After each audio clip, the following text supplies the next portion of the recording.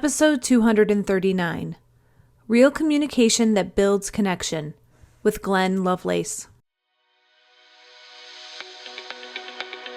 Welcome to Latter-day Life Coaches, the podcast where each episode is a conversation between me, Heather Rackham, and one of my amazing coach colleagues. Each coach here is a member of the Church of Jesus Christ of Latter-day Saints and a highly trained, experienced life coach making a great impact in the lives of their clients. And together, we have one main goal, helping you live your best life no matter what. You ready for this conversation with the coach? Here we go. In this practical episode, Coach Glenn Lovelace joins Heather to talk about the crucial role of communication in marriage and how small, honest conversations, like whether phones should be at the dinner table, can shape a foundation of trust. Glenn shares personal stories, current stats on marriage and finances, and communication tips grounded in lived experience, faith, and coaching. From overcoming avoidance to learning the art of honest requests, this episode helps couples reframe conflict and connection with intention. Whether you're in crisis or just looking to grow, these insights offer tools to strengthen your connection and navigate the messy middle with love and truth. Please enjoy. Well, everybody, welcome today. I am joined by Coach Glenn Lovelace. Hello, Glenn. Hello, hello. How you doing? I'm good. Sun's out today, so Makes everything's for a great. good day. Yeah, It I know. does. It's good. Glenn's been on before. If you haven't caught his past episodes, be sure you go listen to those. But we're going Yeah. to talk about some new and different things today. But before we get started, Glenn, can you give him a little rundown on who you are and Yeah, what you do? for sure. So, everyone's story is always evolving and being written still. Mine, where to start? I coach men. I love coaching men whose wives have had a transformation through therapy, coaching, personal development. I help men just kind of not so much get caught up, but just speak the language that maybe their wife has acquired and just try to help them build off of whoever's making progress and reconnect. A lot of that is my own story, of course. Amber and I, my wife, we've been married for 21 years. We've had all the ups and downs, like a lot of people, whether that's losing a parent or raising teenagers or having too many kids. We have 7 kids, so we're a full house right now still. Having life-threatening injuries. Yeah, that too. Oh, by the way. Yeah, that's not me. This is Glenn I'm talking about there. Yeah. Amber had cancer a couple years ago.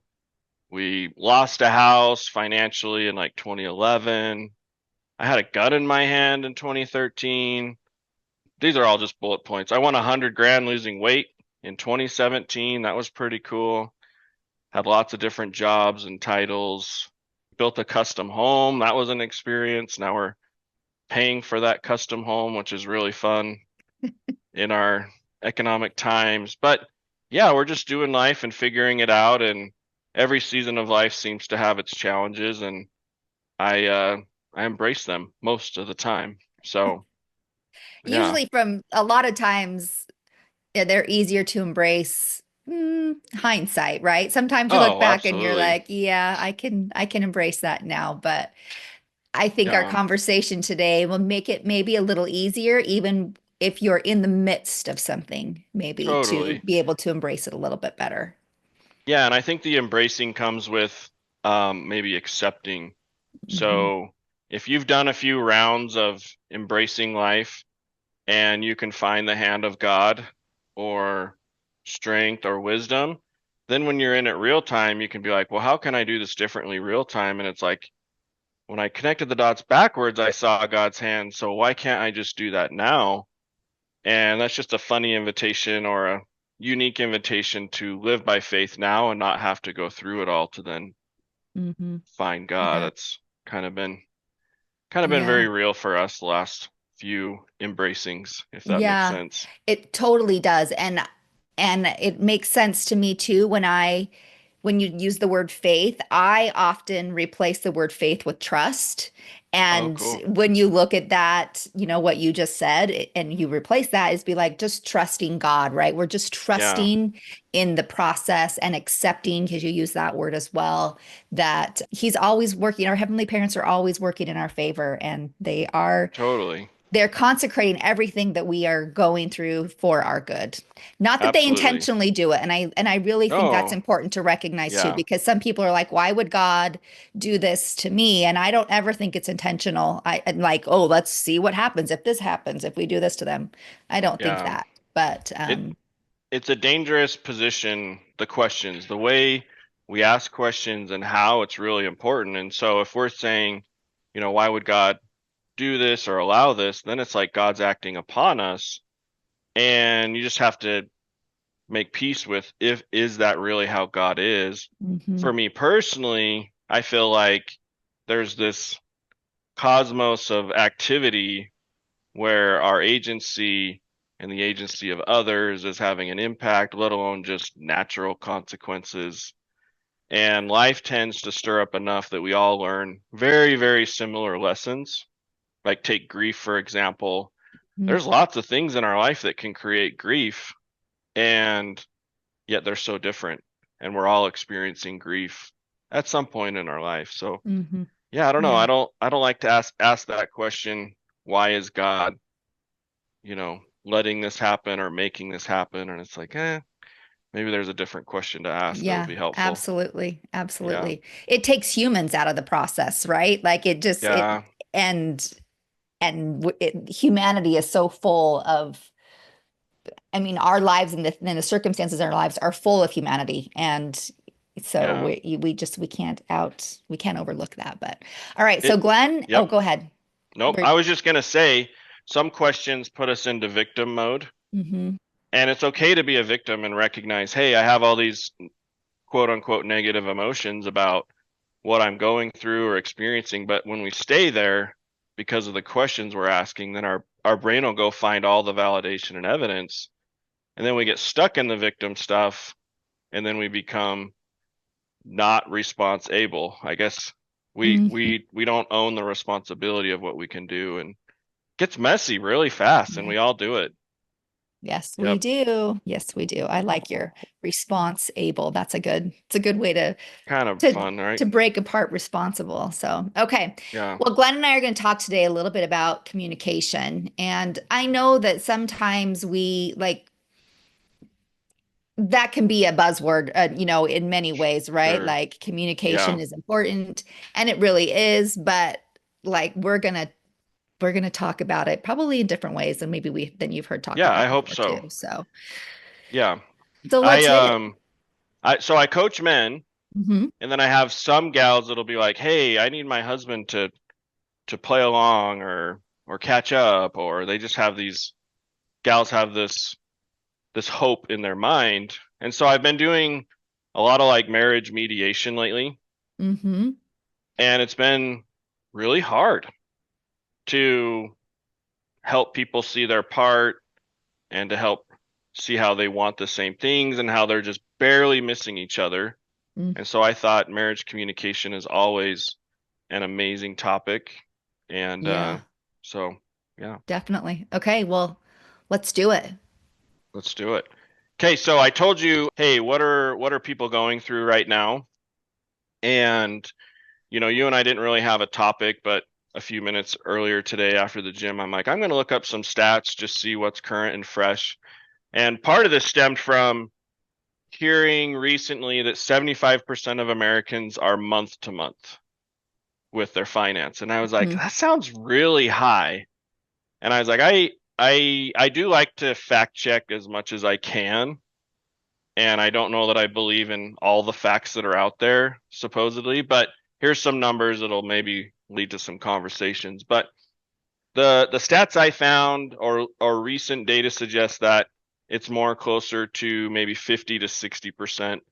Another study found that 62% of Americans reported needing their next paycheck to cover their monthly expenses. And that kind of took me to, well, where's our savings? And I went to Americans are struggling, 27%, no emergency savings. 29% of us have less than 3 months.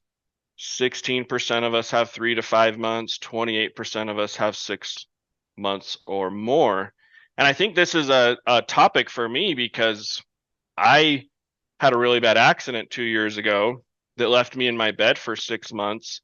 And I've had to be very, very creative and living in faith and trust. And I've had lots of miracles happen too. And some of the miracles, I'm kind of like, it's hard to share them because they're so big. And I know that people are struggling. And so it's like, where's my miracle, Glenn? And it's like, I don't know. Is this luck? Is this God? Is this me going into what I don't know and just trying to figure it out? And one more, maybe little stat, and I have a bunch of them to share. But financial strain is a huge, like, strain on marriages as far as creating opportunities to have unproductive conversations and communication. And so I was like, well, okay, well, what's causing divorces? And the list was pretty big. I'll read a couple more and then we'll maybe jump into something. Does that sound good? Yeah, sounds good. Okay, cool.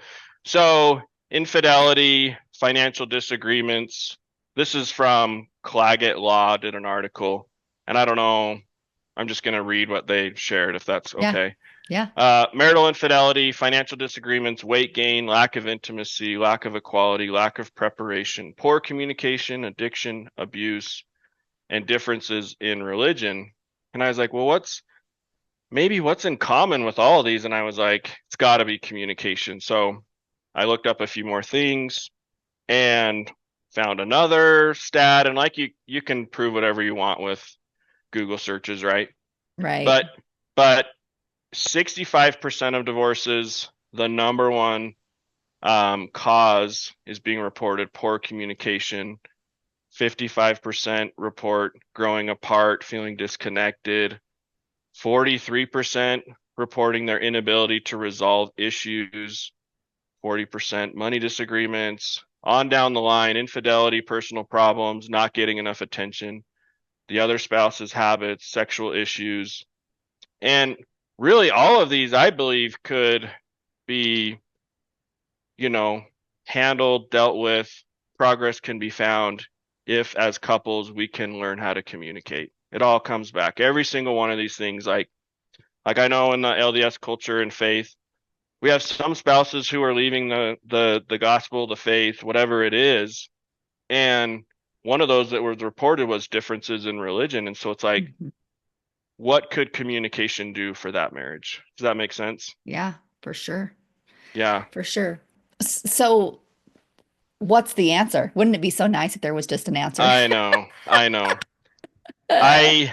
I think the first answer would be recognizing that, hey, there might be a communication breakdown. And awareness tends to be the first place a lot of coaches go. It's like, hey, let's pull out our flashlight. Like, let's find some areas that are generally pretty obvious. And like, so when it comes to awareness with marriages and stuff, it's kind of like, do we avoid these tough conversations? Yeah. How long have we avoided our feelings and not expressed them? And they weren't a problem 15 years ago, but now that problem has festered. And now it's like, we're going to get divorced over something that happened 15 years ago that never got talked about and healed.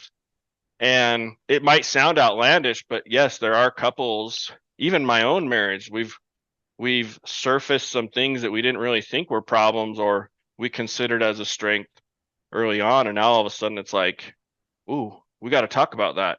You know what I mean? Yeah. I think in large part, when those sort of things come up, Yeah. people are afraid to the conflict of it is very uncomfortable. And so they just Totally.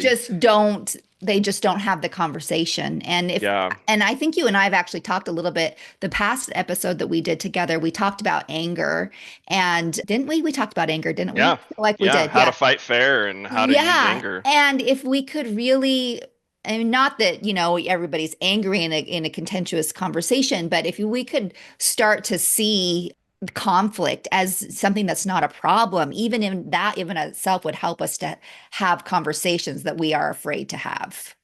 Yeah, absolutely. I work with clients all the time with, contractors and big deals and employee management and all these things. And they're like, "Why is it so hard to have all these difficult conversations?" And I'm like, "Well, now we're talking about describing these conversations as difficult. And by nature, who wants to do anything hard?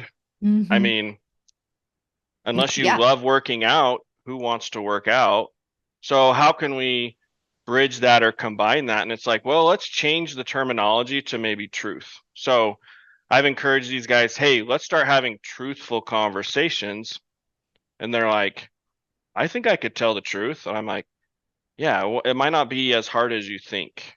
And so, just changing little verbiage on how we look at these tough conversations? Are we avoiding them? And then another question is like, do these conversations typically turn into arguments and shutdowns? What are our patterns around how we communicate our feelings? Because if we don't, then the natural consequence is we're going to become more and more disconnected. Hmm. And that turns down like, well, now we're not connected on money, raising kids, intimacy, how we handle conflict. We can't resolve any issues. And then when life hits you, now it's like the perfect storm, and you have no tools or no confidence and trust to have these emotional, truthful conversations. For sure. I think an important thing to recognize is we all, the majority of us would like to have honest and collaborative relationships. Totally. However, what that takes, we're usually unwilling to do. We usually are more comfortable with pretend, polite, and parallel. And I'm using words that I've learned from one of my teachers, Amy Gianni, but those are like two opposite ends of the spectrum, right? Like the pretend, polite, and parallel is pretty comfortable. There's not a lot of contention there, but it feels safe. But the Yeah, opposite end of that spectrum is honest and collaborative. And that's pretty messy. But so I think that's a good question to even ask us, do even ask ourselves when we're becoming aware, like, am I just wanting this to be polite and really not reality, which is the pretend, or do I want this relationship to be honest and collaborative? Because if I do, that means I'm willing to deal with the messiness of it. totally. I think a lot of people, myself included, we avoid situations where we're going to have to talk about the weather to fill in that conversation gap. And once you start seeing that, man, I'm talking about the weather and these insignificant things, I really want to have these deep, impactful conversations, even if it is argumentative, political, whatever you want to throw in there. Hmm. But how can we create some agreements around how we bring up our side and give space? And then I just think of John Gottman and his horsemen, and we talked about that in the last episode. And those are just great control mechanisms for me, because if I can stay out of defensiveness, being critical, you know, that contempt and stonewalling, then I'm like, okay, I'm happy with how I'm showing up. And then part two to that is, can I have boundaries or requests with the person I'm having this truthful conversation with, where it's like, hey, I don't know if you play by these rules, but if you cannot be defensive, I'll try to listen. I'll try not to fire my criticism back at you. And now all of a sudden you have this foundation where it's like, hey, we do have some rules by which we're going to do these truthful conversations. And in a marriage, it's like, why not create these rules around how you're going to have these difficult, I just said it, how you're going to have these truthful conversations. And this is Hmm. a great place to start. Yeah. So, Okay. So some rules. yeah. So one is this awareness piece, right? Yep. And then two is, okay, here's my horses. Here's what I believe my wife's horses are. And then could I Meaning the give, things that we go to, like the place that yeah, we tend to go when we are feeling like it's feeling a little bit dangerous to us, right? Like this exactly. might be uncomfortable. Okay. Totally. So what if couples said, hey, here's my horses, I'm seeing them, and I'm going off of past discussions where you're like, this is how you react. You never, like, whatever the things are, Mm-hmm. that pattern comes back so fast. And then it takes 3 or 4 hours, 3 or 4 weeks to go through what he said and she said all over. I mean, I'm trying to think of a recent one, even in my own marriage. And they're little things that can like send things off. And for the sake of time, I won't pause and Oh, really I'll think of share them. one. It's Cool. having your phone in your hand while we're eating dinner. Like it's so simple, but like, do you have to sit and scroll through your phone while we're having dinner? Sorry, Yeah. I sorry, mean, Lance. I was going to put it on Heather. I was like, Heather, you got to stop doing that. Okay, maybe No, we should say that. We can blame it on me. I'm just teasing. I'm just teasing. But yeah, it's like, what are the destructive patterns or what are the behaviors that I hate the trigger word, but what are the behaviors of our spouse that send our emotions into a negative place? And then once we can identify them, it's like, what are the requests going to be and how are we going to replace these patterns with something more healthy? Hmm. Does that make sense? It totally does because, oh, my horseman is just kind of like I withdraw, and which I know that's not one of the four, but it's in there someplace, right? I'm trying to think of It kind jog of that is one. with stonewalling. Yeah, with stonewalling, I withdraw and just kind of start to ignore. And for sure, like when I can feel that coming on, if I could just be aware of that, be like, oh, this is what's coming. He does Yeah, this. He picks up his phone while we're eating, and then I start to withdraw. Like just notice what those triggers are, right? totally. And recognize, oh, this is what's coming now, and then have a plan. Have a plan for it. I had a client introduce a book to me like 2 days ago, so I'm only like 2 chapters in, but this is getting down the trail of work, but it's called Romancing the Shadow. Mm, okay, haven't heard of it. And in chapter 1 or 2, somewhere, the author is saying, hey, you have a nanosecond where you start to pull back, right? Phone comes out, that nanosecond of time where it's like, hey, am I going to take the ramp to the pattern behavior? Am I going to avoid conflict and not say anything, but then I'm conflicted inside of myself? Like, there's just that 1 second where it's like, am I going to eat 2 pieces of pizza or 12? Like, Mm-hmm. there's just like this crazy tipping point with human behavior. And so it's like, can we, one, become aware of it? And then two, as we recognize it, what's our go-to good, better, best plan going to be with the dinner table?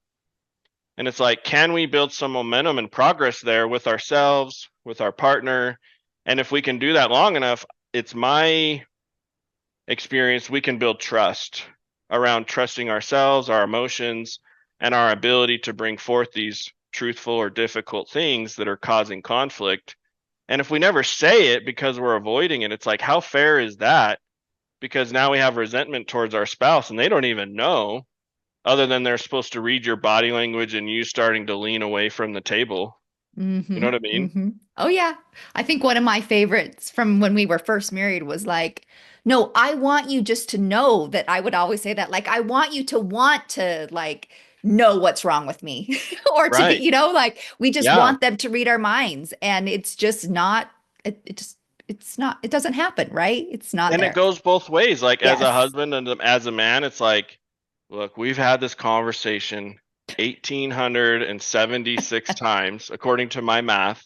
You know what I want. You know how I tick. And so Uh-huh. that definitely goes both ways for sure. Uh-huh. Yep, Yeah. absolutely. Yeah. Okay, So, so 2 seconds, 2 nanoseconds. You're saying that we yeah. have like for Yeah. awareness So there. like using Heather and was it Lance? Is that your Yeah, husband's name? yeah, that is. So it's like what real time, and I'm not trying to coach you on this or anything, Yeah. but in real time, have you brought this up?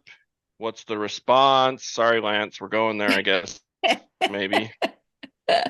You know what? I'm not like, I'll just be honest here. Like, it's one of those things that I am really irritated by, but Yeah, I don't usually bring it up. And yeah, and because I don't think I have a good reason, but I Yeah. need, it's getting to the point where I probably need to. So Yeah. anyway. So this plays into all couples where it's like, hey, pick your battles, right? Or Hmm. hey, you win some, you lose some, or hey, let's agree to disagree. And there's all these like sayings that I don't think really build authenticity, intimacy, connection. And so it's kind of like, okay, why am I avoiding this? Yeah. Am I really trying to, and I'm not trying to put words in your mouth, but am I trying to pick my battles here? Do I know I'm already going to lose? Like, what's going to Yeah. happen? And it's just fascinating to watch ourselves kind of squirm and avoid essentially. Hmm. Yeah. Yeah. Yeah. Yeah. And for me, gosh, people are getting to their, I'm spilling things, but this is, I picked a really like a silly, simple thing to share with. But No, but that's anyway, real. Like that's a real yeah, thing and it it's is. it's a And modern problem that our parents never had, right? So yeah, we don't for have sure. anything to model And I think I necessarily. don't bring it up in large part because I'm like, oh, it seems silly. It seems silly that I get irritated that, like we Yeah. have a phone coming out at dinner. So, and to your point, like I need to decide though, like, is this something that is just starting to drive a constant wedge? Is it, even though it Sure. seems silly, like, is it a conversation that that I'm willing to have? Um, Right.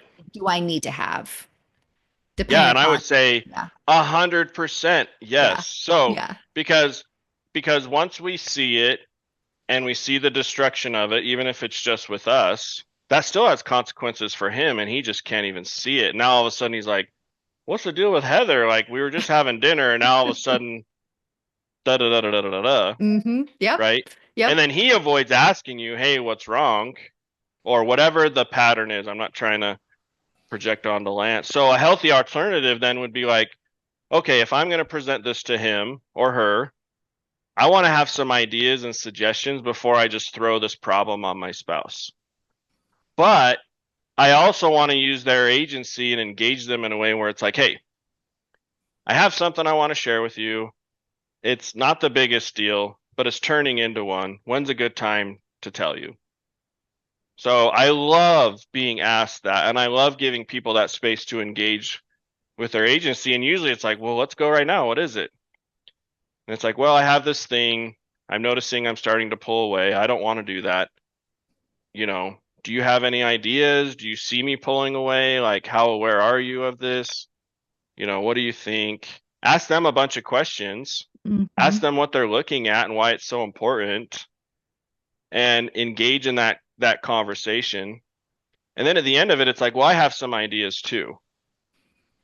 So just to Amber and I have had this discussion for a couple of years, so I can share a few tips if you want. Oh, go for it. Yeah, I'm sure I mean, I'm hoping that I'm not the only one that has No, this. you're not the only one.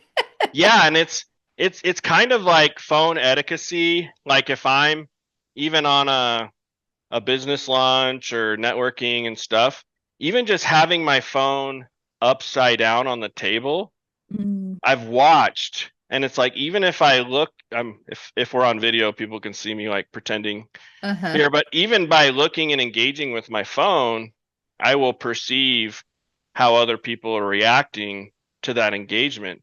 And so one of Amber and I's biggest rules is if we're going to pick up our phone, we communicate. So we say, "Hey, I just had a text come in. It might be important. Let me check this." And I do that with guys and friends and family so that they know I'm not on Instagram or, Yeah. whatever. Does that Anything make really. seness? Yes, yes, it Yeah. does. And my mind went to some inappropriate joke like Feet Finder or something. I was like, okay, we better slow down. But but yeah, it's like, hey, when we pick up our phone, can we communicate what we're doing to the people that are around us? And what does that tell them about our time together? So like just pretend your husband started doing that out of the blue. Hmm. What would that do for you? Saying that, like telling me he Yeah, was going to pick it. Oh, um, it, it actually gives me a little bit of, oh, he's just not like ignoring me. He actually has something that he really yeah, intentionally needs to take care of. Like for me, that actually takes away some of the irritation from it. totally. And why? Because it doesn't seem so random. It doesn't seem like blatantly ignoring me. Yeah. We're not offended. It's like, oh, Instagram, like doggy videos are better than hanging out with Hmm. your sexy wife, husband. Like, what the heck? I put eyeliner on for you today, you bozo. Like, do you know what I mean? Yeah. Yeah. So just that one little thing can totally change everything. And from the person on the other side, where it's like, hey, what are you looking at? Like, I don't want to nag my spouse. So every Right. time they pick up the phone, now I'm just going to be like, hey, what are you looking at? What are you looking at? What are you looking at? And depending on the energy of which I say it, they're going to perceive it however they're going to perceive it. Hmm. And 10 times out of 10, it'll probably be wrong how they Hmm. perceive it, right? Oh yeah, for sure. Because we Yeah. see what we what we're thinking, what we're making it Yeah. mean already, right? So Yeah. yeah, that Yeah. becomes hard. So how do you bring this up or how do you move through this? Like I know you and I talk this language of boundaries, requests, and consequences, Hmm. but this is probably like a smaller deal. So I would label it as a request. I don't know what you Hmm. think. I would agree. Yeah. Yeah. So so what would the request be like as we're kind of engaging this? Ooh. I, After I you've talked and after Yes, you've shared after your you've talked. feelings. Yeah. Hey, like my request would be we just for the 10 minutes maybe because dinner is really not very long usually. Yeah. Let's just not have our phones. Like let's just have a conversation with each other. And even if we don't have anything to say, it still feels like there's nothing more important than these 10 minutes of just sitting here and just being together uninterrupted, right? Like that Totally. would kind of be my request, I think. Yeah. And the one that I don't know, I think Amber probably gets credit for this, but she's like, hey, if we're on a date or at the table, if there's humans in the room, we're not on our phones. And I was like, wow, that's pretty extreme. And she's like, no, it's not. And I'm like, okay. And so this has been an ongoing, you know, evolvement. But now Hmm. I totally see it and I love being present, even if I'm doing nothing. Sometimes that's really painful for us humans who love our dopamine now to sit there and do nothing and just observe the room. Like our minds just want to go, go, go over nothing. Like what's on Facebook Marketplace, right? Like that's really like how many trampolines do you need, Glenn? Like, you know what I mean? But the request was, hey, if you're gonna pull out your phone, communicate to what you're doing. There never really was a consequence. Maybe the consequence was if you don't, then I'm going to say something. Yeah. A consequence in that situation yeah, I mean, I guess the word consequence seems Yeah, big. it's heavy. Yeah. And so, and this conversation in and of itself, Glenn and I talking this out goes to show that communication is Yeah. different always, right? Like you get to decide in each situation if it looks exactly like what we've been talking about, right? Like Right. does there need to be a consequence or is it just merely a request? It's just different for every situation and every How, relationship. how about the word response? Because consequence is kind of like, Hmm. hey, I'm going to treat you like you're my son or my daughter. And it's like, Yes. well, I'm a grown adult. I'm going to have my phone out at the table if I want to, like that kind of stuff, right? Yes, that feels more fitting for this Yeah. type of a situation. Yeah, especially with this So, particular person. yeah. So maybe the request is, hey, if you have your phone out, could you tell me what you're looking at and then try to get back to us, even if it's for a few minutes? And then if that isn't honored over a couple of weeks, or if you just want to throw it on the table right then and be like, this isn't a threat or anything, this isn't some consequence or anything like that. But I think my response will be is, hey, what are you looking at? Sometimes I'll have a good cheery attitude and curiosity, and sometimes I'll be judging you like, what could be more important? And then you can engage your spouse and be like, but what would you like me to say to remind you that's not nagging you, not parenting you, not judging you, like, and you'll find that there's really no right way to say it Hmm. because we always can respond offended, but at Hmm. least you're engaging them on like, hey, here's my idea. I'm going to just simply ask you, and you might get annoyed by that. So is there a better way that I can respond to this request? Are we going to mutually agree to this request? Are there benefits to this? and this is where the conversation goes. Now, what happens if it doesn't end well? Then what do you do, right? Yeah. And in fact, that's actually, I was just going to say, or maybe it doesn't, maybe this doesn't pertain to that, but like that might be my request, right? But what Right. if your spouse, whatever it is you are, or whoever you're talking to, whoever you're making a request to, doesn't really want to agree to what you're Totally. requesting, right? Which is very Right. common. And so I'm curious what you would say in that situation. If you don't want to, I guess there's two ways. Like if you're the person being requested of and you don't want to do that, what do you say? And if you're the person who's made the request and they don't want to do it, what would the response be? Right? There's two different Yeah. things there. I think in an adult world where everything's great, you would just have this conversation and you would give it some space and time just to marinate. Because Mm-hmm. what you've done is you've planted a seed and you've created awareness in that relationship or in that circumstance, if you want to call it, at dinner. And Mm-hmm. are you guys empty nesters? Do you have kids at home? We have one at home, but she's like never home. Yeah. She's a senior in high school, so we are alone a lot. Yeah. Cool. Cool. So it's kind of like, hey, I'm only asking for 10 or 20 minutes. I'm assuming assumptions get us in trouble, but it's like I'm assuming you've prepped this dinner. 9 times out of the 10 there's dinner, or 100% it's you. And Mm-hmm. so it's just like, hey, I feel disrespected. I've put some thought into this. I'm trying to feed you what you love, and I would love to spend time with you. And then the discussion doesn't go well, right? And now Mm-hmm. what do we do? And it's like, well, I'm going to give it some air, give it some time. I wouldn't give it very long, but I call it circling back. So with men, a lot of guys like sports or reviewing their performance. And so we'll go back and we'll be like, okay, what went good? What went bad? What can we do better? What are we proud of? And so in that very discussion, you can come back to that discussion and be like, hey, Amber, I won't use Lance's name anymore, but hey, Amber, or usually it's, hey, Glenn, remember that conversation we were having? I'd like to talk more about it. Now time's gone on. What do you think? Like, have you noticed me kind of leaning back a little bit, rushing through those last few bites and then walking away? Like what are you seeing and feeling?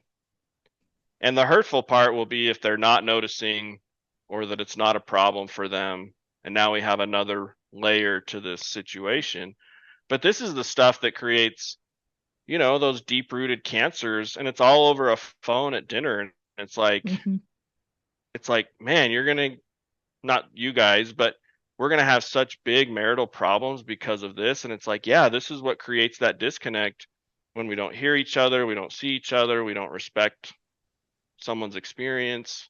Mm-hmm. And so, yeah, I would say give it a little bit of time and then come back to it, whether you do that live at dinner or through a text or a note or a face to face, full frontal, however you guys like to do it. But I would Mm-hmm. say come back to it. This is making me realize that a lot of the work that we do as individuals, right, to come to know our relationship with ourselves and to um, love and honor ourselves is so that in situations like this, if you make a request and a request is not made, or the request is not received, you are able to not make it mean anything about you, right? Like you don't go Yeah. down that rabbit hole of I'm just not important. I'm not worth loving enough for him to, I'll use the phone example again, for him to put his phone down, right? Like that Right. never goes well. But the better relationship we're able to have with ourselves and to recognize that I can make these requests and he may or may not respond to those requests, but it doesn't mean anything about me and my worthiness and who I am as an individual. And I think Yeah. the conversation can go better from that sort of place than when we make it mean all sorts of things about us. Yeah. And I can maybe hear however many listeners there are who feel like they're in that position Mm-hmm. where it's like, well, I just don't want to care then. Because Yeah. when I care, I get hurt.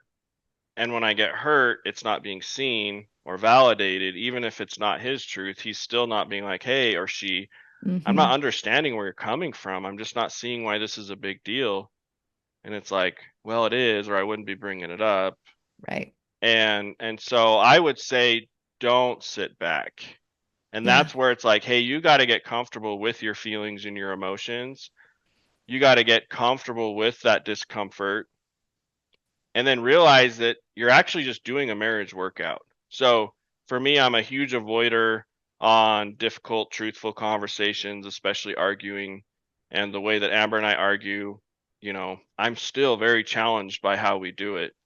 But when I can say, hey, I love going into the gym, and I've probably used this on this podcast before, I love going to the gym to fail and to be under that tension and to have fatigue. And every time my body repairs itself when I do the right things, and then I get stronger. And so I feel like if we changed our perception or our idea around arguing or difficult conversations where it's like, hey, you want to be more connected, you want to have more intimacy, instead of arguing less so you can have more connection, why not argue more? Argue's kind of a loaded word, but I would say, why not tell the truth more? Why not go into the gym every day with your marriage, whatever that frequency is? And so if people aren't doing date nights or old people walks or texting each Hey, other now throughout the don't call them day, old people walks. I've been doing them for like almost 10 years now. And I noticed just old people that were still married. I'm like, dang, there's lots of old people walking. And it was just something I noticed. And I'm like, maybe that's like a piece to success. And turns out it's been great for our marriage. And I've had other gal coaches be like, dude, these old people walks might be saving our marriage. And I'm like, yeah, no Mhm. kidding. It's really basic and it's totally free. Yeah. So yeah, Yep. pretty cool. Sorry, I interrupted you, but I was No, no, no. laughing at the old people walk reference because I definitely fall into that category. Yeah, totally. Does your husband like those? Has he fallen in He love with them yet or he what? does. Yeah, we go on walks quite frequently now. And he used to be so much slower. Like Good. he was always Yeah. like, "Why are we going on a walk? You walk so much faster." And I'm like, "But now we walk the same speed. I don't know if I'm Yeah. slowing down or he's speeding up. It's probably a combination of the both." But It's kind of the oxen analogy, right? Like hmm if you want to be silly, it's like, hey, we're both walking at the same speed. I love having these truthful conversations while we're walking. There's just something about moving and having that air or having that space where we're not like shoulder to shoulder, like boxing each other hmm emotionally. Like we're both moving in the same direction. It doesn't always go great, but I don't know. There's just been something magic about moving and not being so confrontational and Yeah. in each other's face, if that makes Yeah. sense. Yeah.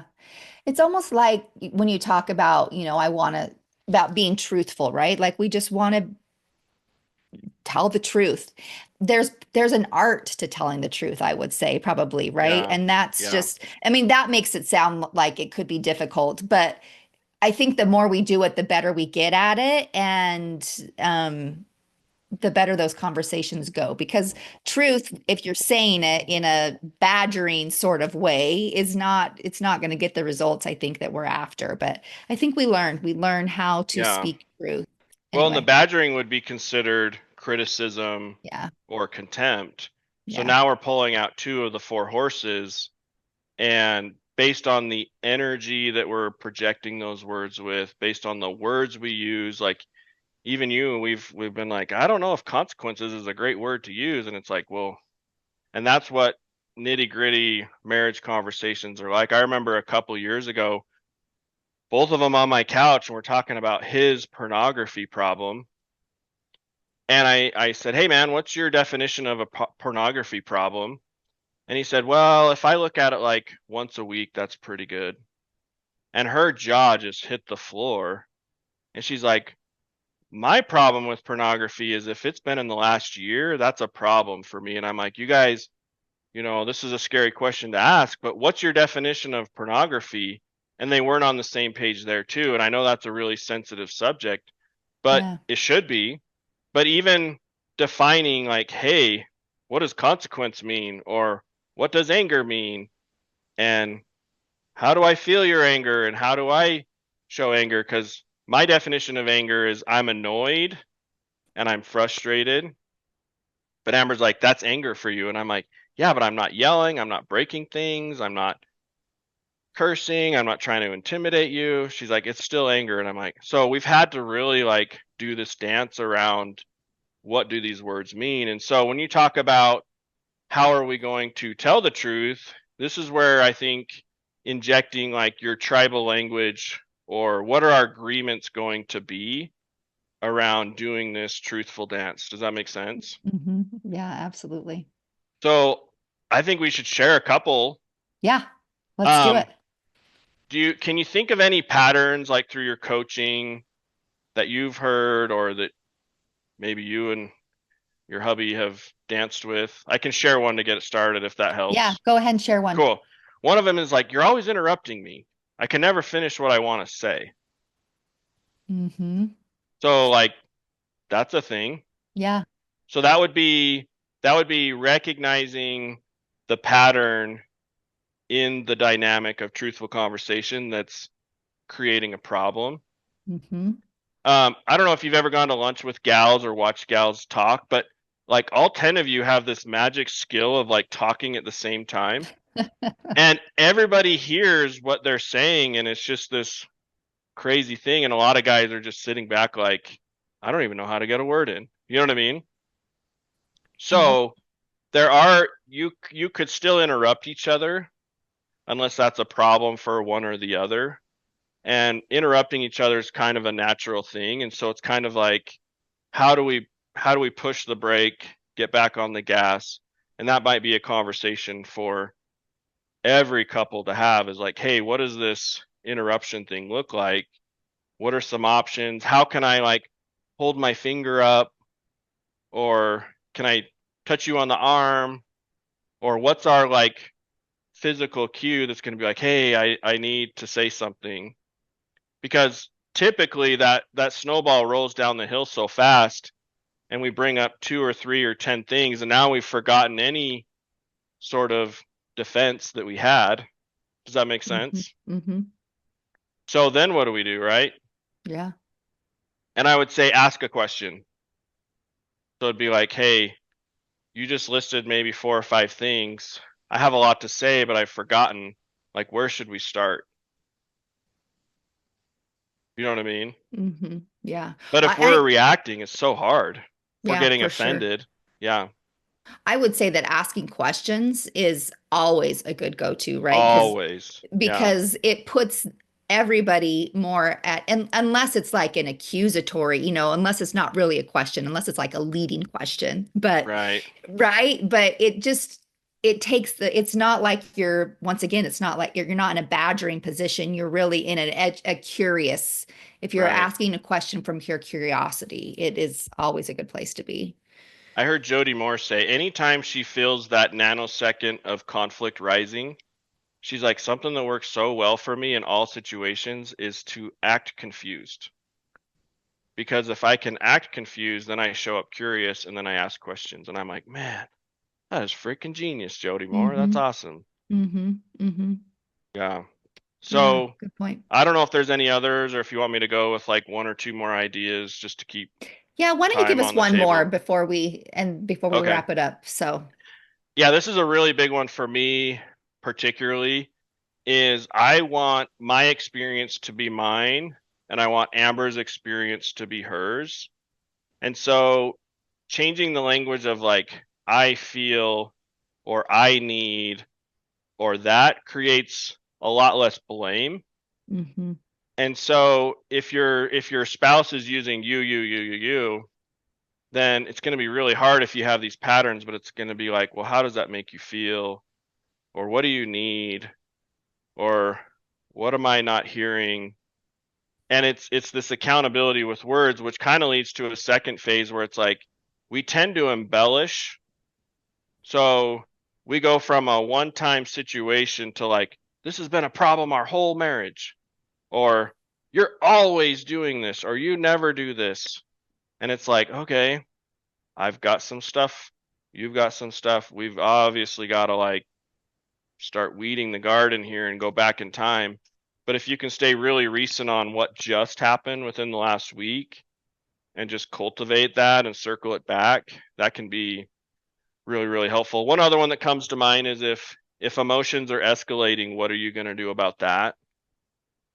And typically it's not stonewalling if you say, hey, let's take a 20-minute break or 2 days or whatever the timeline is. But Right. those are just a couple ideas to Yeah. kind of interrupt those patterns and not fall back into them and staying disconnected. So Yeah. So good. And so good to be aware of those patterns, right?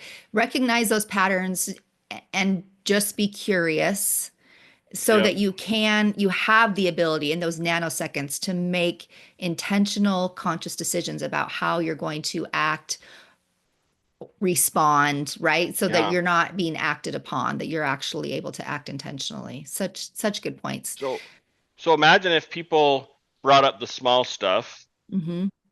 phones at the table, and then they built like trust around these commitments. And then when they messed up, they owned it and they communicated it. And then over time, they're consistently using these new models. Like, you guys are going to like catch on fire in a way, in a good way, that you're like, man, we can do lots of hard stuff like Hmm. cancer and losing homes and kids getting in wrecks and dads getting in wrecks and financial problems and whatever other problems you have, because you have this foundation of like consistent trust. Like, hey, we're going to circle back and we'll figure this out, even if it's the phone at dinner or something small. And so, just like walking into the gym, it's kind of scary at first. Like, I don't know anybody here and I don't even know what to do in here, but you're there.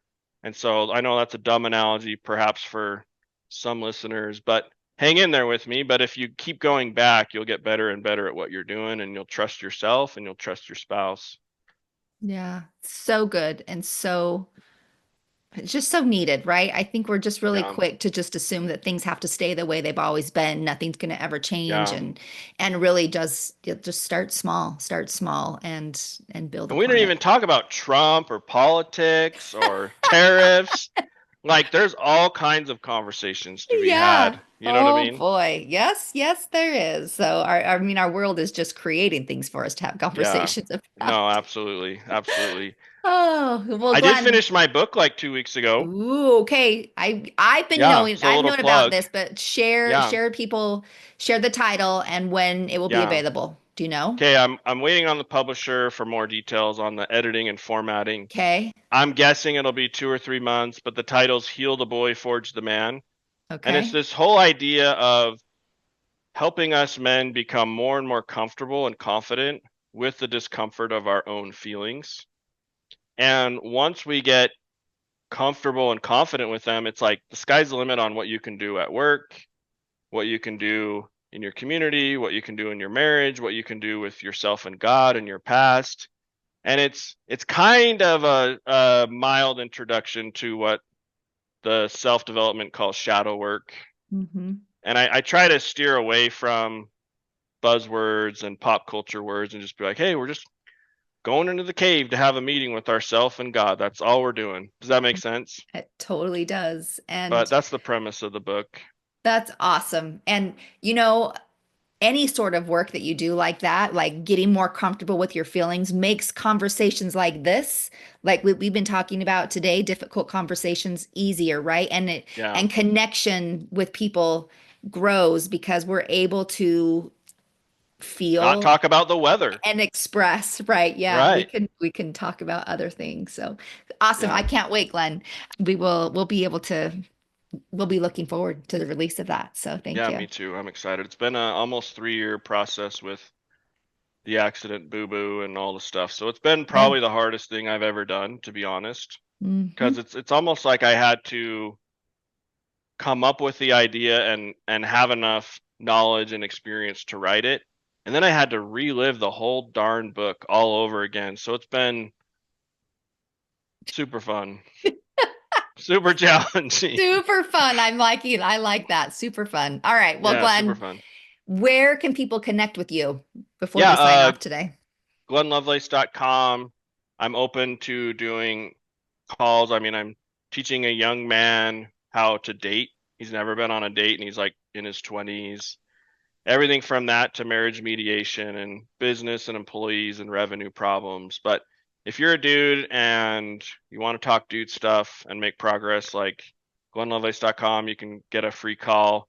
Sometimes I'll even do 2 or 3 calls just to date you a little bit, make sure it's a good fit. They can go to It's Your Wingman on Instagram. I can create a couple worksheets on this if people want. It wouldn't take me very long just to put a quick guide together. And do you want me to do that? Like Yeah, that'd be awesome. If you want to do Okay. that, and then we'll put the link to it in the show notes so people Okay. can grab it. So Cool. Give me like 2 days and I'll have it done. perfect. We will Okay. do that. Okay. Yep. Glenn, thank you so much. I will look You're for welcome. that link and we will share it with others. Thanks for being All here, right. Glenn. Thanks for having me on. See you next time. Hey, we just wanted to thank you for spending part of your day here with us at Latter-day Life Coaches and being part of this conversation. Share this with your friends so that you can have a conversation with them on this topic as well. And as always, subscribe so you don't miss a single episode. Have a good one, my friends.